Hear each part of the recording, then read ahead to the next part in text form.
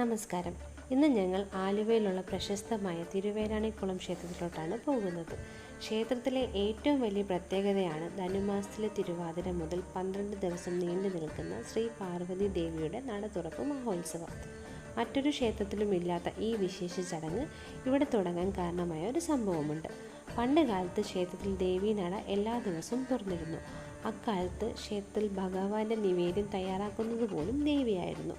ഈ സങ്കല്പത്തിൽ നിവേദ്യത്തിനായുള്ള വസ്തുക്കൾ തിടപ്പള്ളിയിൽ എത്തിച്ചാൽ പിന്നീട് അത് അടച്ചിടുന്ന പതിവുണ്ടായിരുന്നു. നിശ്ചിത സമയം കഴിഞ്ഞ് തുറന്നു നോക്കുമ്പോഴേക്കും നിവേദ്യം തയ്യാറായി കഴിഞ്ഞിട്ടുണ്ടാകും. ഇതുമൂലമാണ് ദേവി തന്നെയാണ് ഉണ്ടാക്കുന്നതെന്ന വിശ്വാസം പരന്നത്. ഇതിനെക്കുറിച്ച് അന്വേഷിക്കുന്നതിനായി ക്ഷേത്രം ഊരാളന്മാർ ഒരു ദിവസം ക്ഷേത്രത്തിലെത്തി.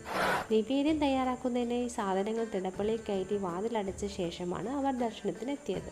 നിശ്ചിത സമയത്തിന് മുമ്പ് വാതിൽ തുറന്നു നോക്കി അവർ കണ്ടത് സർവാഭരണ വിഭൂഷിതയായ പാർവതി ദേവി ഭക്ഷണം പാചകം ചെയ്യുന്നതാണ്.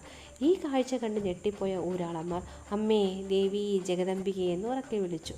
തൻ്റെ രഹസ്യം പുറത്തായതിൽ ദുഃഖിതയായ ദേവി താൻ ക്ഷേത്രം വിട്ടിറങ്ങാൻ പോവുകയാണെന്ന് ഊരാളന്മാരോട് പറഞ്ഞു.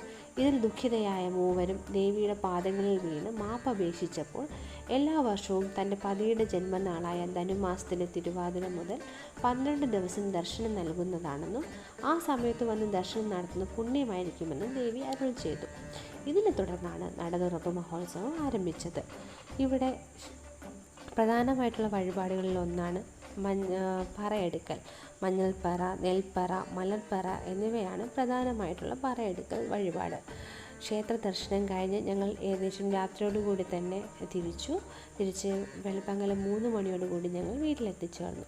തിരിച്ച് വരുന്ന വഴി ചായയൊക്കെ കുടിച്ച് റിഫ്രഷ് ആയിട്ടാണ് ഞങ്ങൾ എത്തിയത്.